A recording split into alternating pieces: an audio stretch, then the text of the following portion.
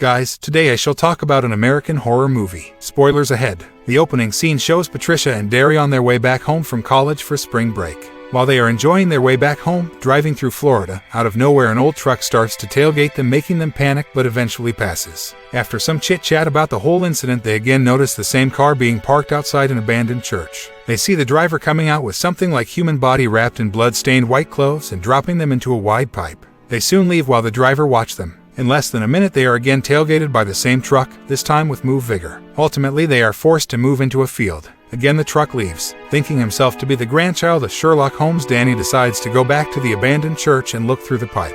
Although Patricia was against it but agreed reluctantly. Soon the kids reach the church, unaware that their curiousness was leading them to severe trouble. Severe rotten smell was coming out of the pipe. Just when they were about to go after feeling uneasy, Danny hears a faint mumble coming through the pipe. He crawls into the pipe asking Patricia to hold his legs. But soon he falls into the pipe after being scared by seeing rats. So sensible Danny is. He is scared of rats but not dead bodies, LMAO. Inside the pipe he sees several bodies wrapped in blood-stained, dirty white clothes. Suddenly a young boy grabs Danny's leg and tries to warn him, but Danny as always doesn't understand him. He finds out that stitches were running down the boy's stomach. Soon the boy dies. On walking further he finds out hundreds of bodies sewn to the basement's walls and ceiling, including the bodies of a prom couple who went missing 23 years ago. He immediately runs out of the church and escapes along with Patricia with an intention to take help from cops. They reach a diner and tries to contact the cops and are successful in doing so. At the same time they are called by an unknown woman who warns them about the impending danger and also asks them to run away as soon as they hear the song. Jeepers Creepers. But they abuse her verbally and ignores her warning.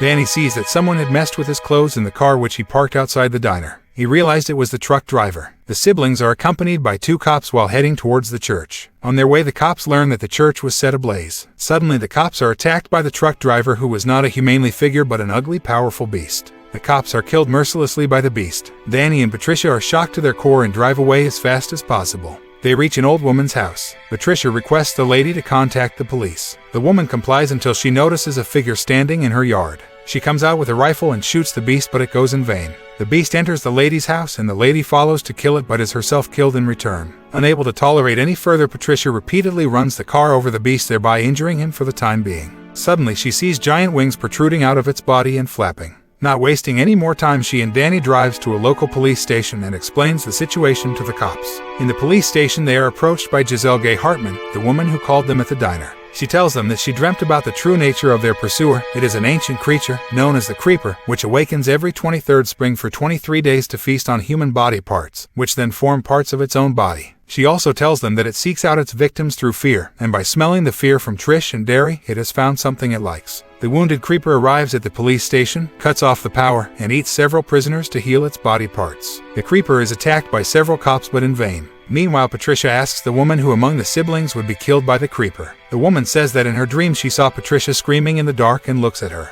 The Creeper finds them and goes behind the siblings, sparing the woman. The siblings are cornered by the Creeper in the interrogation room and it starts to sniff them. After sniffing, the Creeper chooses Danny and pushes Patricia away. Patricia pleads with the Creeper to spare her brother's life and take her away, but in vain. The Creeper escapes with Danny, leaving Patricia scream in the dark room. Later it is revealed that in an abandoned factory the Creeper had taken the back of Danny's head and taken his eyes. Thank you guys.